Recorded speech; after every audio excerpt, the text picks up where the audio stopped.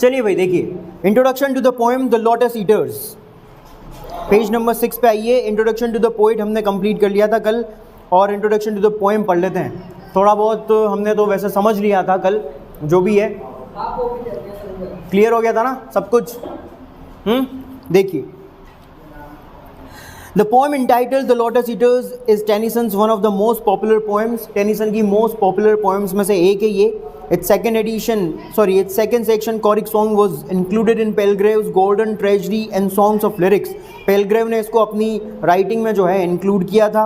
It is the first poem in the 5th book of the golden treasury, और उनकी writing golden treasury की जो 5th book है उसकी पहली पोएम में लिखा था उन्होंने इस कोरिक सॉन्ग को।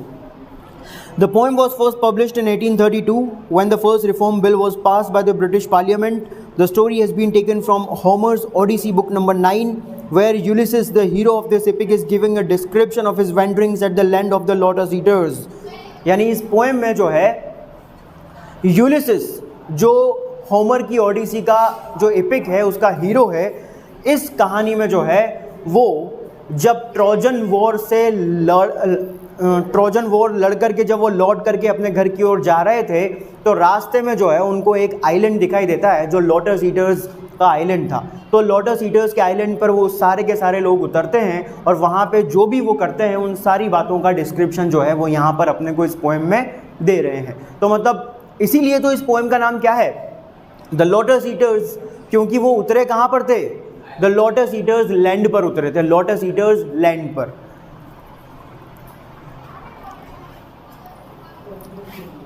Odysseus or Ulysses was the king of Ithaca who had joined the naval expedition organized by the Greek chiefs under the leadership of Agamemnon, king of Mycene।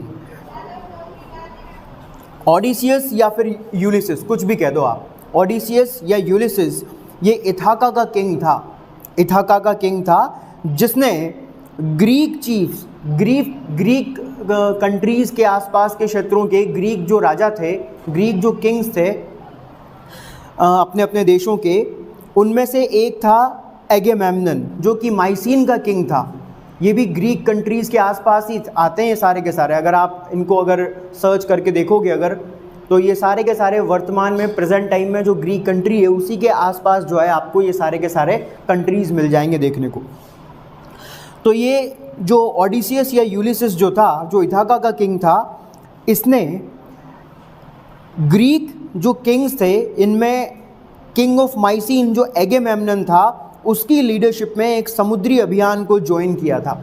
Who had joined the naval expedition, उसने join किया था, Ithaca के king ने naval expedition, समुद्री अभियान को join किया था। ऑर्गेनाइज्ड, जिसे ऑर्गेनाइज किया गया था किसके द्वारा, ग्रीक चीफ्स, ग्रीक राजाओं के द्वारा।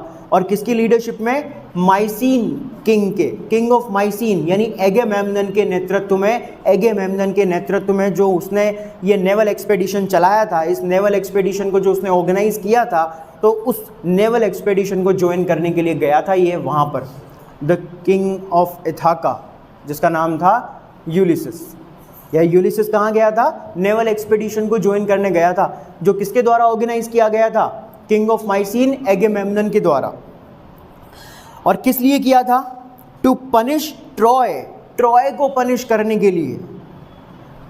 यानी कि देखो ऑर्गेनाइज किसने किया है, किंग ऑफ माइसीन एगेमेम्नन ने, ठीक है, किंग ऑफ माइसीन एगेमेम्नन ने। और कल हमने पढ़ा था कि हेलन वाइफ किसकी थी, नहीं, मेनेलेंस की, मेनेलेंस की वाइफ थी। और एगेमेम्नन जो है इसका, हाँ, बहुत करीबी जो है व्यक्ति था, इसका बहुत घनिष्ठ था, हाँ। तो एगेमेम्नन ने जो है उसकी भाभी को जो उठा करके ले गए थे वो लोग, है ना, पेरिस जो उठा करके ले गया था, तो उसकी भाभी को, तो उसका बदला लेने के लिए जो है उसने ये नेवल एक्सपेडिशन ऑर्गेनाइज किया था। और उसमें उन्होंने किसको भी बुलाया था, यूलिसिस को भी शामिल होने के लिए बुलाया था। तो यूलिसिस जो है इथाका का किंग, ये वहाँ पे समुद्री अभियान को जो है उसमें शामिल होने के लिए गया था, अंडर द लीडरशिप ऑफ एगेमेम्नन। एगेमेम्नन की लीडरशिप में गए थे ये सारे के सारे लोग। To punish Troy for the act of Paris, Troy को पनिश करने के लिए, और वो भी किस लिए? पेरिस ने जो कार्य किया था उसके लिए। क्या कार्य किया था पेरिस ने? और पेरिस कौन था? The son of the Trojan king, Troy के राजा प्राइम का बेटा था, जिसने क्या काम किया था? कैरिंग ऑफ हेलन, हेलन का अपहरण कर लिया था, हेलन को भगा करके ले गया था वो। वाइफ ऑफ मेनेलेंस, जो कि मेनेलेंस की पत्नी थी किंग ऑफ स्पार्टा, और ये मेनेलेंस कहाँ का राजा था? स्पार्टा का किंग था ये।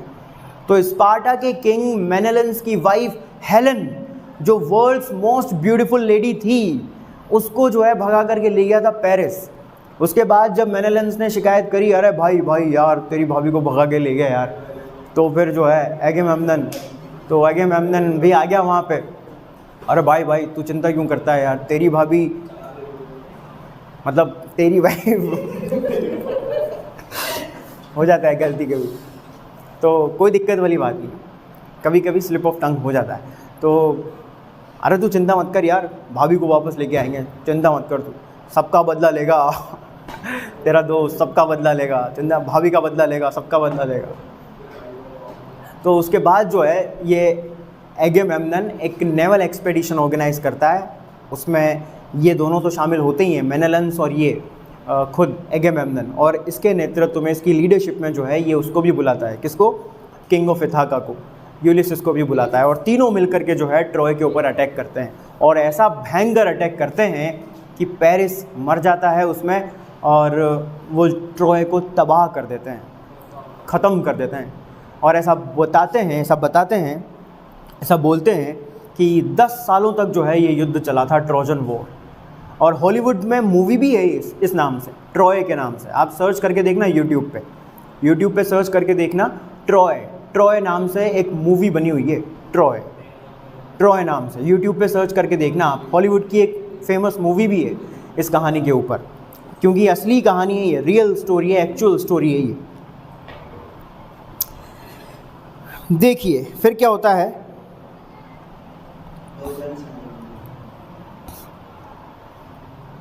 The war which lasted 10 years was undertaken for the recovery of Helen। ये युद्ध जो लगभग 10 सालों तक चला था, was undertaken, इसको शुरू किया गया था हेलन की रिकवरी के लिए, यानी हेलन को वापस लाने के लिए इसको शुरू किया गया था। Who was given to Paris, और हेलन कौन थी? जिसे पेरिस, Who was given, जिसको दे दिया गया था पेरिस को, यानी कि ये किसको दे दिया गया था? इसको पेरिस को सौंप दिया गया था। हेलन को किसको सौंप दिया था? पेरिस को सौंप दिया था। किसने? By the goddess Aphrodite, Aphrodite जो देवी थी, एफ्रोडाइट, हाँ वो ब्यूटी कॉन्टेस्ट जो हुआ था, by the goddess Aphrodite, goddess Aphrodite ने जो है इसको, यानी कि हेलन को जो है पेरिस को सौंप दिया था एज अ रिवार्ड के रूप में, है ना, इनाम के तौर पर, for his decision in favour of Aphrodite, क्योंकि उसने जो है अपना डिसीजन किसके फेवर में दिया था? एफ्रोडाइट के फेवर में दिया था।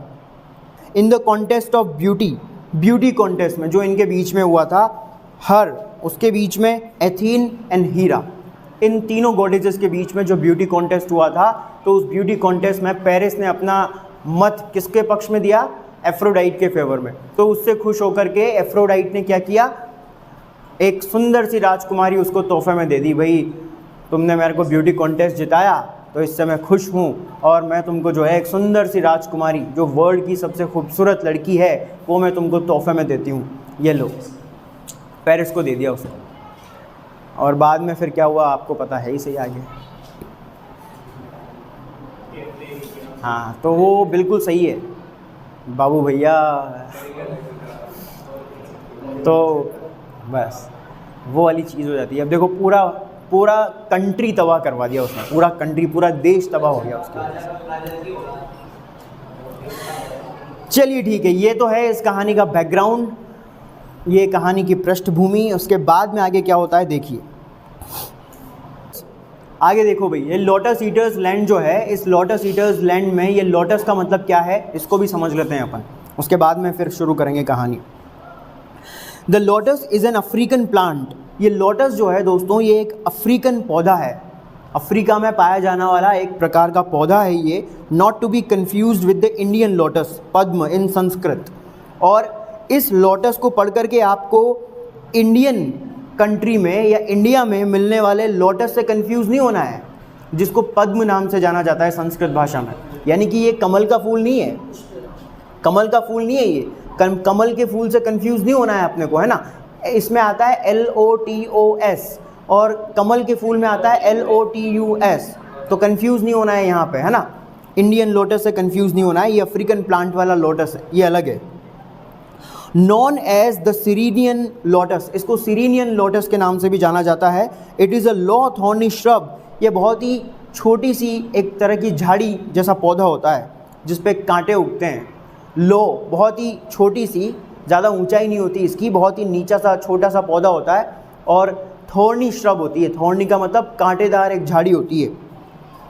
And is still prized at Tunis and Tripoli under the name of jujube, और अभी भी जो है इसको ट्यूनिस और ट्रिपोली में अंडर द नेम ऑफ जुजुबी, जुजुबी के नाम से जो है प्राइज़ में, तोहफे में दिया जाता है।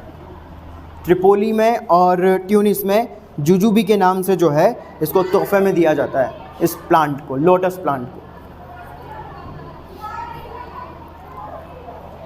हेरोडोटस, हेरोडोटस इतिहास का जनक कहा जाता है इस व्यक्ति को, हेरोडोटस को, याद होगा आपको, है ना।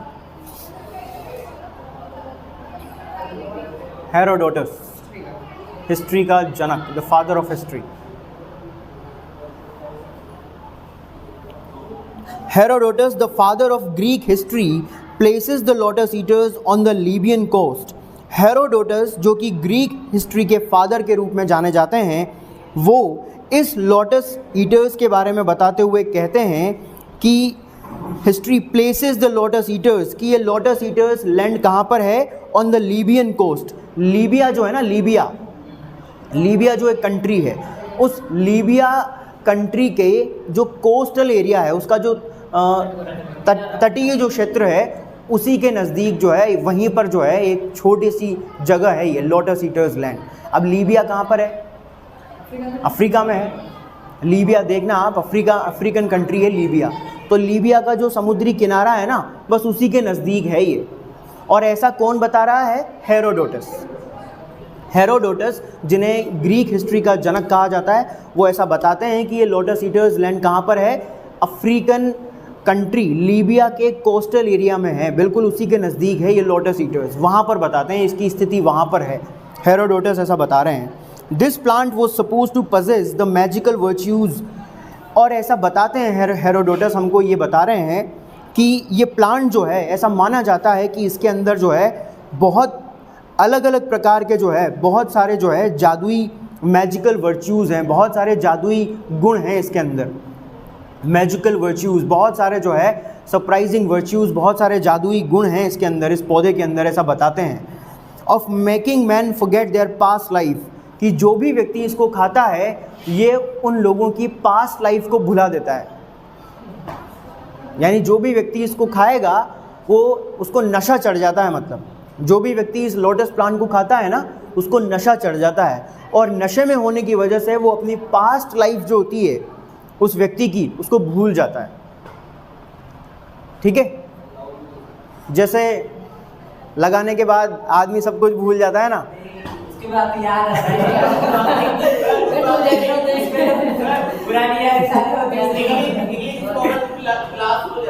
हाँ चलो खैर, जो भी है, तो जिसका जो भी इफ़ेक्ट होता होगा, तो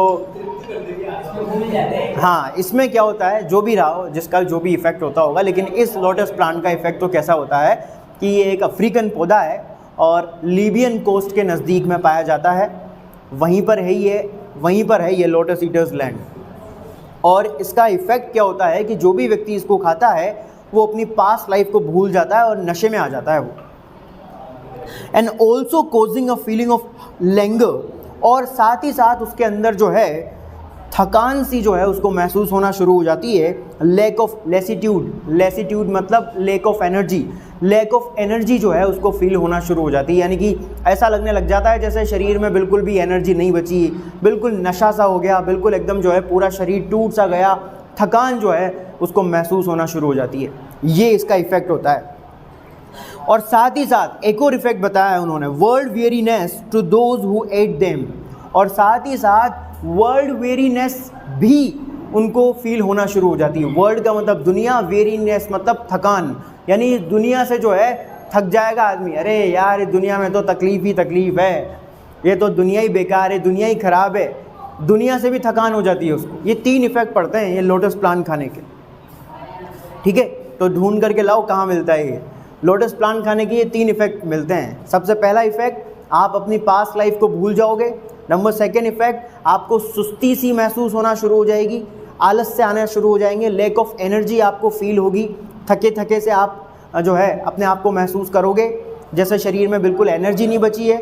और तीसरा इफ़ेक्ट जो इसकी वजह से होता है वो ये है कि वर्ल्ड वेरीनेस जो है होना शुरू हो जाती है, यानी कि दुनिया जो है आपको बहुत ही बेकार सी लगना शुरू हो जाती है। क्या दुनिया है यार, थक गए हम तो इस दुनिया से, इस दुनिया में जो है ये है, इसमें स्ट्रगल है, ये है वो है, बहुत इस तरह की फीलिंग जो है आना शुरू हो जाती है जो भी व्यक्ति इसको खाता है।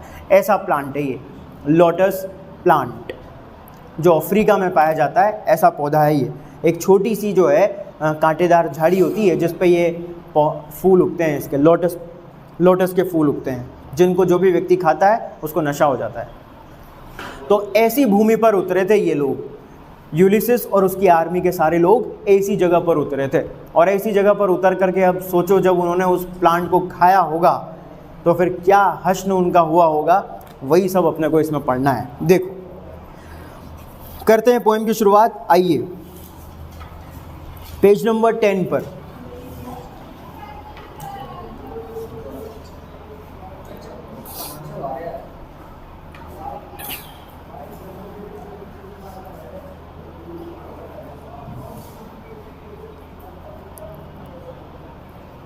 मीनिंग लिख लीजिए सबसे पहले।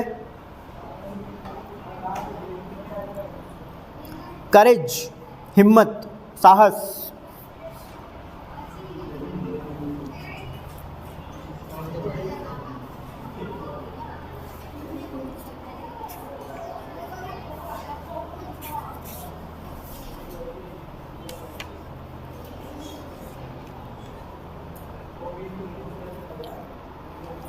पॉइंट मतलब इशारा करना, पॉइंट इशारा करना।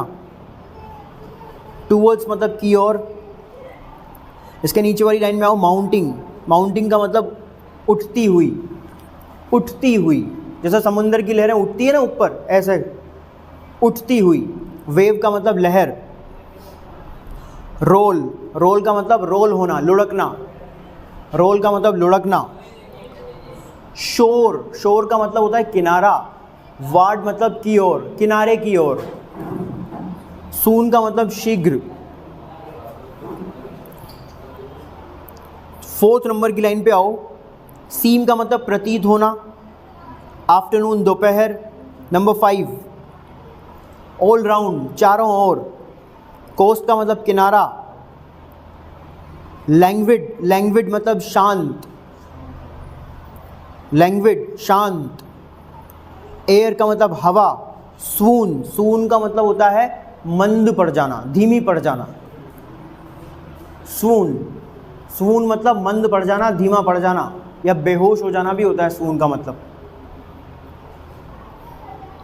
ब्रीथ करना मतलब सांस लेना।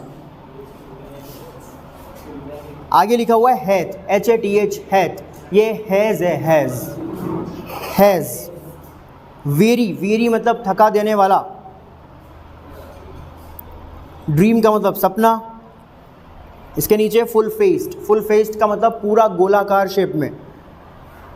फुल फेस्ड मतलब पूरा सर्कल में, पूरा गोलाकार।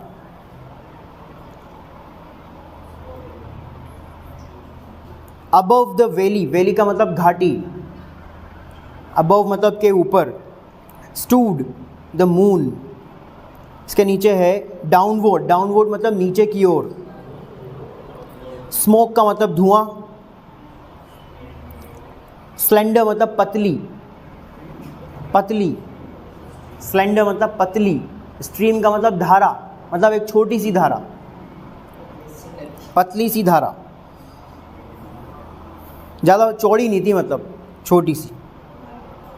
अलोंग द क्लिफ, क्लिफ का मतलब होता है चट्टान के सहारे, सहारे चट्टान के सहारे, अलोंग द क्लिफ चट्टान के सहारे। फॉल का मतलब गिरना। पोज, पोज का मतलब दिखाई ना देना। पोज का मतलब ऐसे रुकना होता है, लेकिन यहाँ पर है दिखाई ना देना।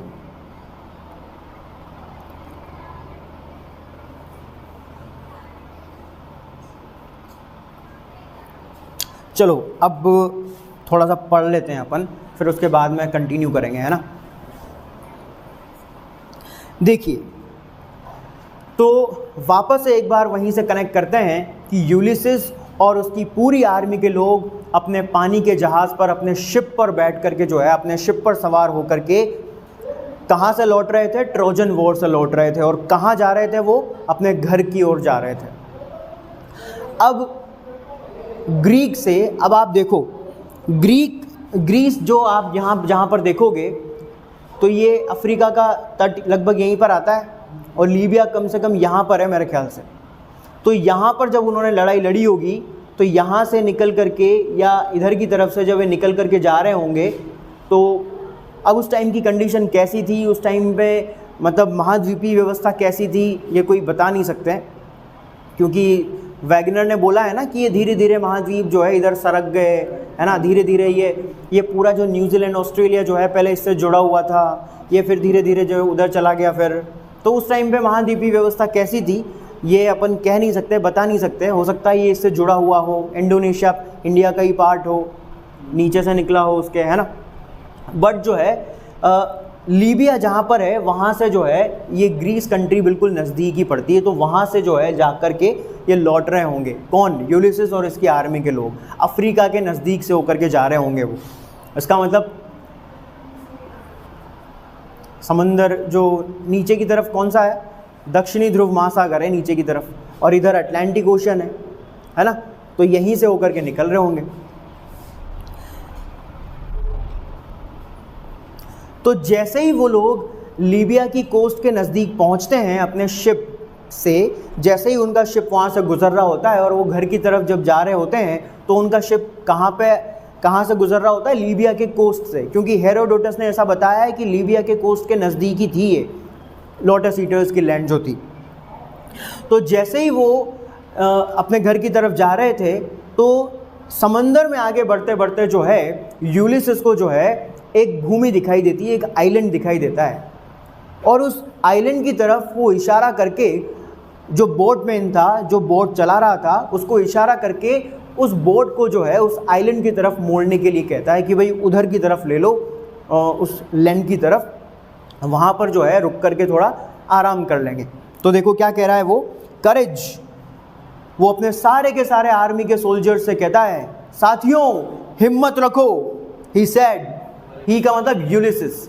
यूलिसिस जो है उसने अपने सारे आर्मी के सोल्जर्स से कहा, साथियों हिम्मत रखो, धैर्य रखो, and pointed towards the land. और शिप पर से एक जो भूमि सामने दिखाई दे रही थी, उस भूमि की तरफ इशारा करते हुए उस बोटमैन को जो है उसने उस बोट को जो है उस भूमि की तरफ ले जाने के लिए इशारा किया, यानी उस भूमि की तरफ इशारा करते हुए बोला कि जो है उधर लो boat.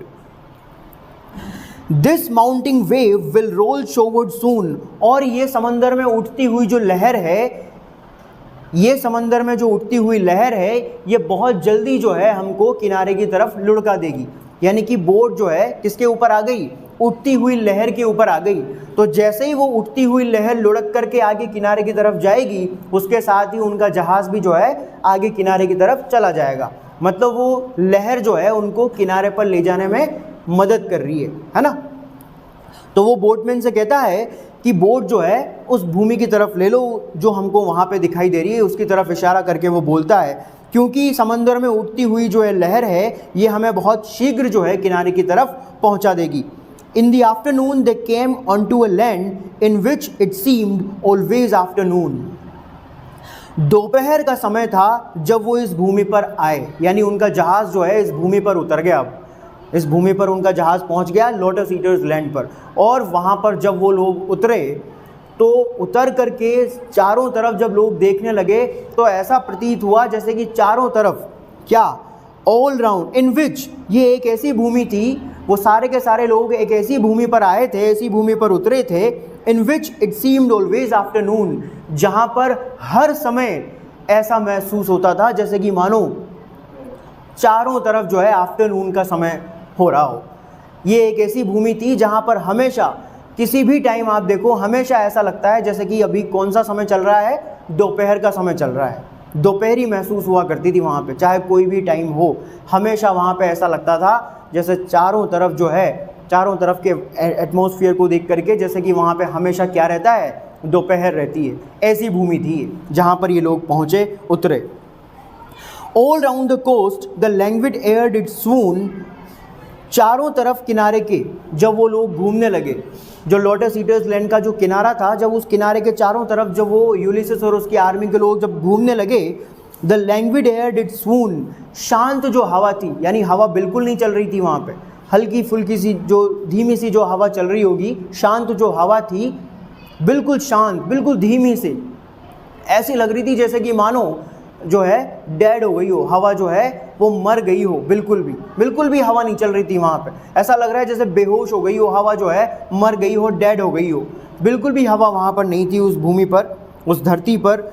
And breathing like one that has a very dream, और कोई व्यक्ति अगर हवा को महसूस करने की कोशिश भी अगर कर रहा था तो ऐसा उसको प्रतीत हो रहा था जैसे कि मानो एक थका देने वाला जो है कोई सपना देख रहा हो।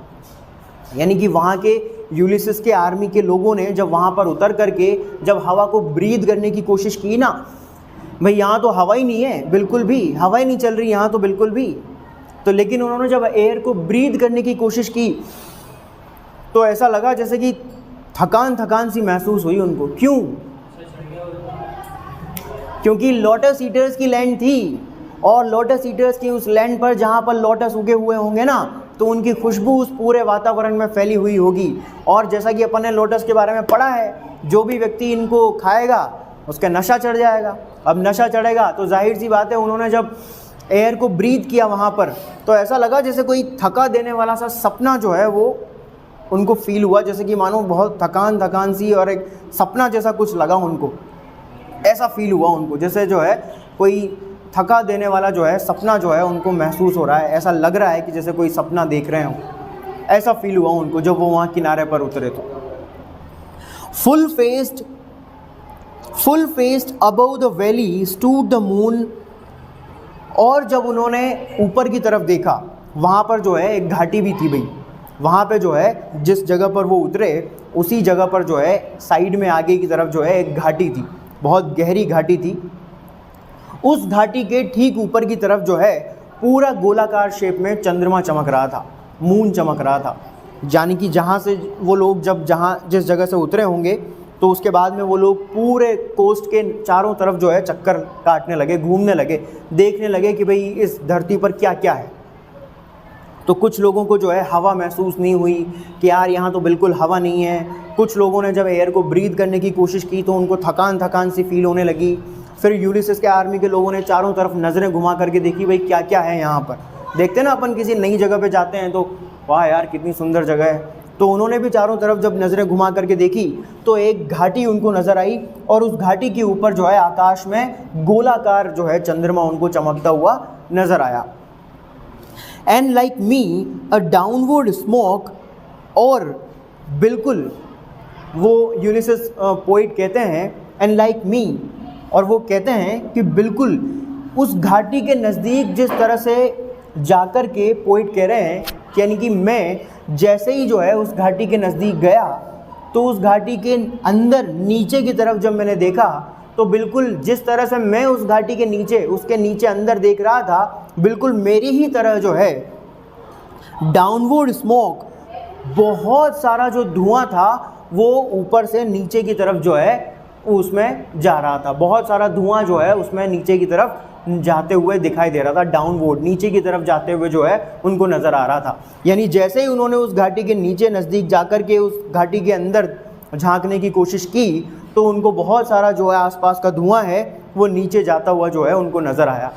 बिल्कुल मेरी ही तरह जो है वो जिस तरह से मैंने उस घाटी में नीचे की ओर देखा उसी तरह से मेरी तरह जो है बहुत सारा धुआं ऊपर से जो है नीचे उस घाटी में ऊपर से नीचे की ओर जा रहा था।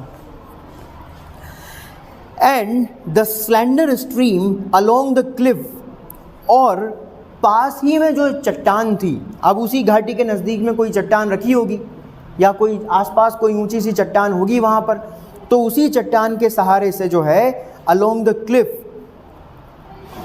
अ स्लेंडर स्ट्रीम, एक पतली सी पानी की धार, जो ज़्यादा बड़ी नहीं थी, ज़्यादा चौड़ी नहीं होगी, एक पतली सी पानी की धार उस चट्टान के सहारे जो है डिड सीम, ऐसा प्रतीत हो रही थी, जब ऊपर से उस घाटी में गिर रही थी ना वो, तो ऐसा प्रतीत हो रही थी टू फॉल, जैसे कि वो नीचे जा रही है, एंड पोज, और नीचे जाकर के कहीं गायब हो रही है, एंड फॉल, और फिर जो है नीचे गिर रही है।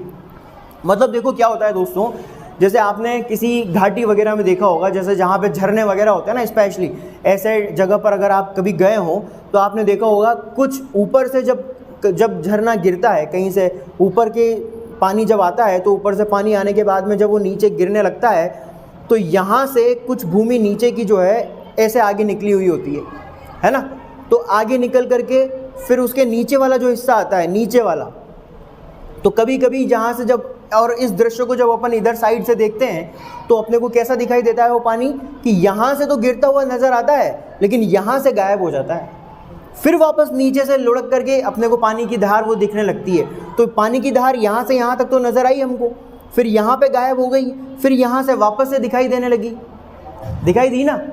इसी को उन्होंने यूज़ किया है पोज के रूप में, पोज लिख करके, कि जब मैं उस खाई मतलब उस घाटी के नज़दीक जब जा कर के मैंने देखा तो धुआं जो है उनको उसके ऊपर से नीचे की तरफ अंदर जाते हुए नज़र आया, और पास ही में जो एक रखी चट्टान थी, बहुत विशाल चट्टान थी, उसके नज़दीक से जो है उसके सहारे एक छोटी सी पानी की धार जो है वहाँ से नीचे बहती हुई उस घाटी में जाती हुई मेरे को नज़र आई, जो ऊपर से देखने पर तो बहती हुई नज़र आ रही थी, अंदर जाती हुई नज़र आ रही थी, लेकिन जैसे जैसे वो नीचे जा रही थी तो बीच में कहीं पे गायब हो रही थी और फिर नीचे जाकर के जो है बहती हुई नज़र आ रही थी। इस तरह से जो है उनको वो वहाँ पर ये सारी चीज़ें उनको नज़र आई। यहीं तक ही लिखे है ना मीनिंग अपन। तो ये सारा अभी तो इंट्रोडक्शन चल रहा है, ये सारी चीज़ें मतलब क्या क्या देख लिया उन्होंने, अब आप सोच लो। अब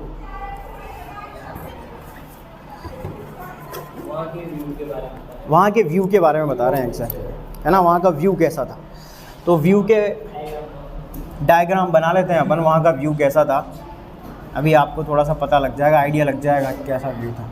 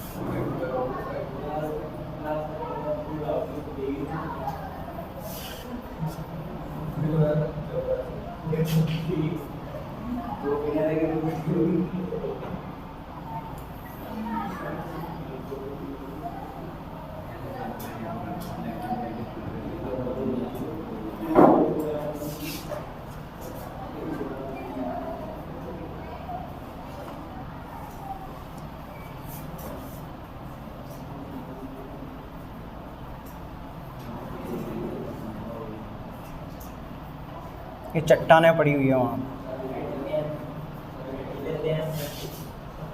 ये 3 पर्वत हैं, और यहाँ पे जो है अपने को सूर्य अस्त होता हुआ नज़र आएगा। आगे जब बढ़ेंगे तो उसमें दिखाई देगा ये, और ये इनके ऊपर जो है बहुत सारे पौधे उगे हुए हैं।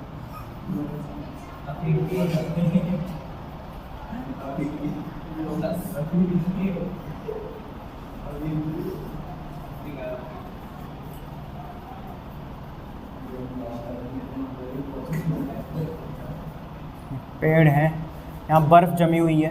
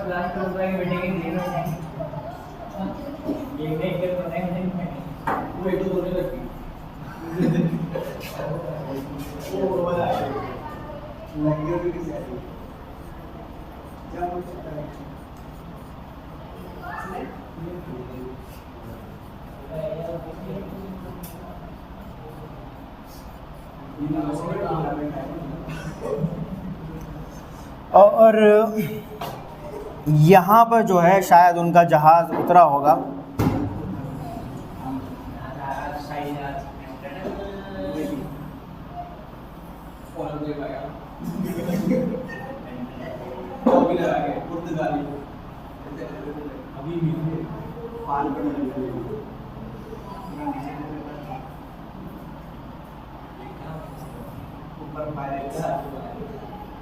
जो भी है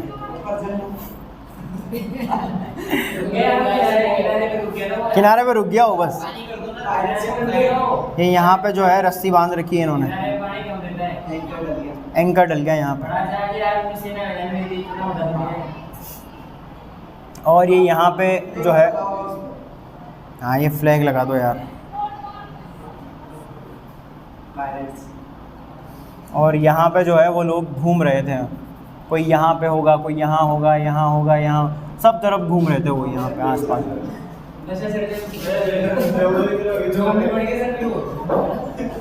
तो कुछ इस तरह का सीन रहा होगा। अब इसी तरह के सीन को अपने को आगे पढ़ना है। ये इतना सा सीन जो है पर्याप्त है। ये इतना सा सीन पूरी पोएम को कवर कर लेगा, बस इतना सा सीन।